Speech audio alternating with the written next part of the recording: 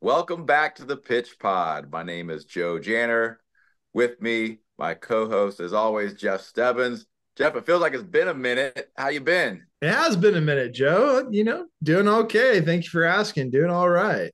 And looking forward to our upcoming match of the week selection, Sporting Kansas City versus LA Galaxy. That we'll go ahead and say we'll be there. We'll be present. We'll be live. But before then, we're going to take this opportunity to preview this upcoming match and share our thoughts with our listeners and viewers. Yeah, absolutely. And I'm looking forward to being there as well.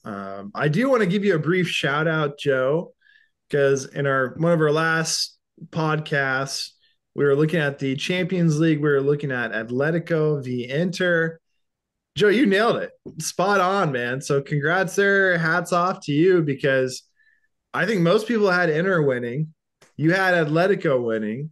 You had Atletico advancing in PKs. So wow. And by the way, if this makes you feel a little bit better, you've climbed up in our season 4 rankings. I'm still at 15. You're now at 14. So Excellent.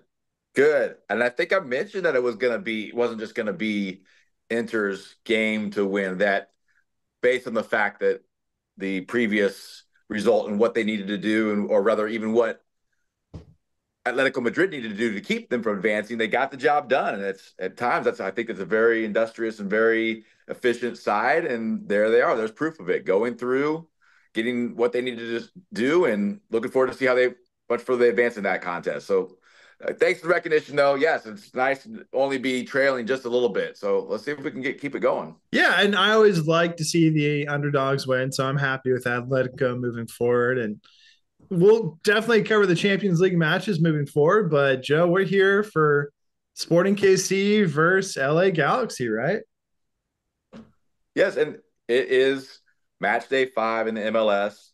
We've talked about it. I mentioned it. We've seen them live. We've been at the games here in Kansas City to witness them. So we know what they do. We've seen their performance.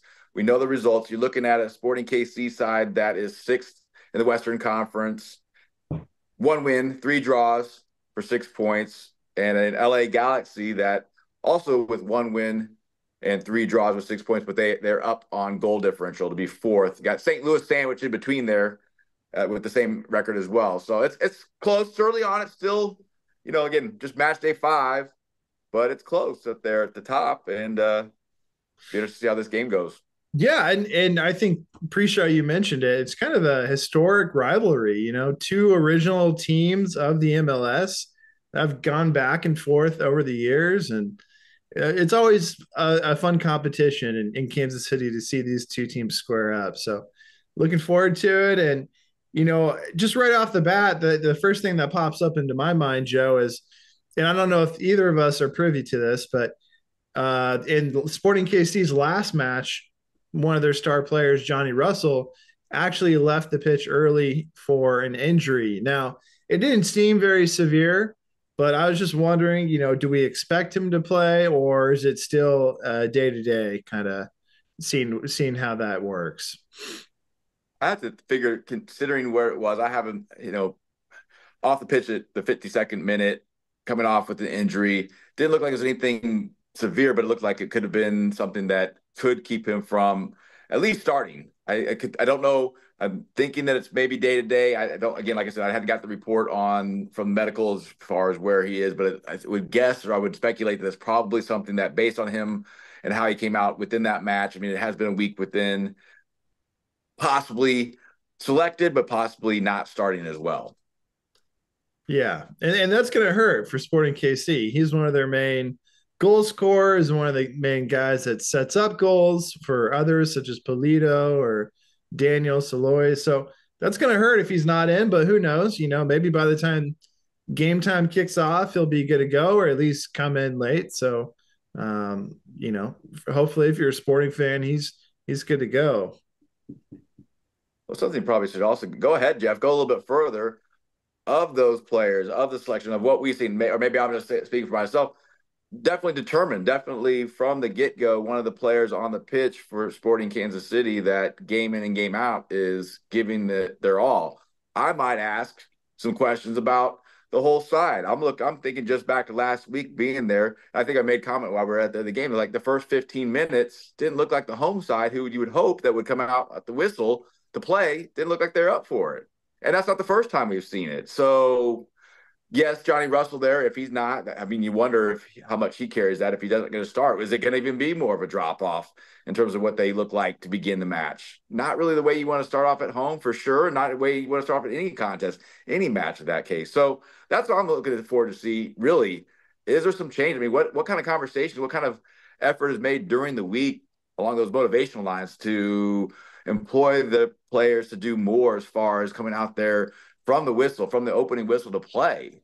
Because I think that some sense not really set themselves up for as much success. I mean, I know maybe the others will say, well, they're unbeaten. They haven't lost, but 3 draws, probably a couple of those could have been wins had they really done more. But that's my initial thoughts there, Jeff. I don't know. Did you have anything on that? What did you think as far as what you've seen? Yeah, I agree that if you have the home field advantage, you have to use it as a home field advantage. Come out, energize, be ready to go. That's your pitch, and no excuses with a lackadaisical, um, you know, effort. So I agree 100%, and I do think Johnny's kind of the spark plug of the team, like you were kind of referring to. I think his problem is maybe a little bit of durability issues, kind of ongoing injuries.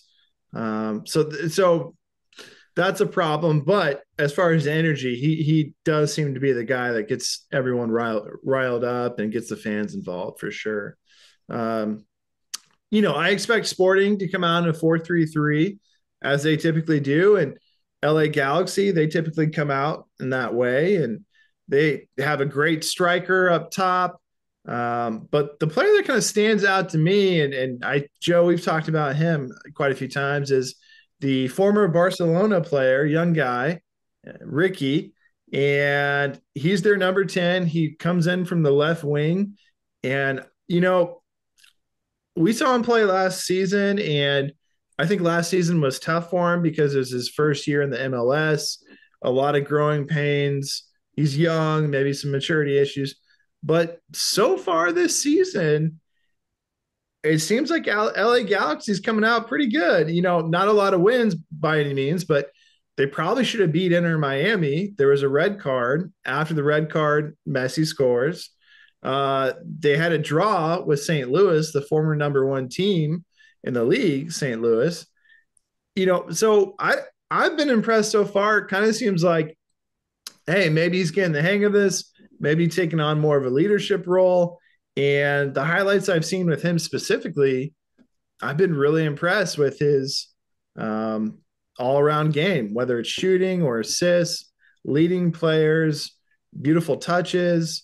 He's not the most athletic guy. He's not very big, but man, his game awareness, his soccer IQ, and just always being ready to put the ball back in and make something happen. So and maybe it's his age, maybe it's the training staff at LA Galaxy. I don't know, but he's on the pitch, he's ready to play, and he seems to be fairly durable. I haven't seen him take very many games off. So last season or this season. So I've been impressed with how he's come out thus far this season.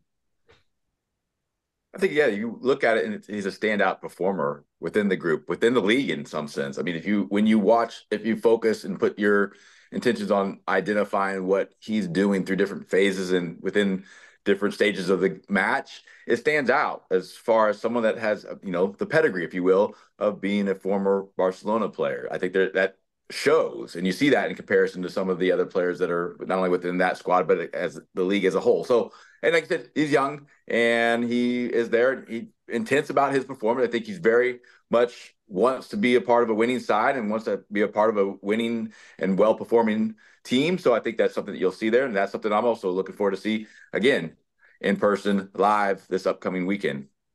Yeah, yeah. And Joe, one more question.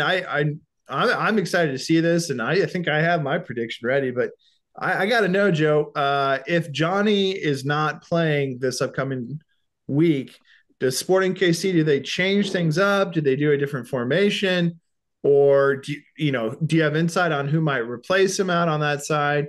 And I talked at length about Ricky, so Ricky's going to be there.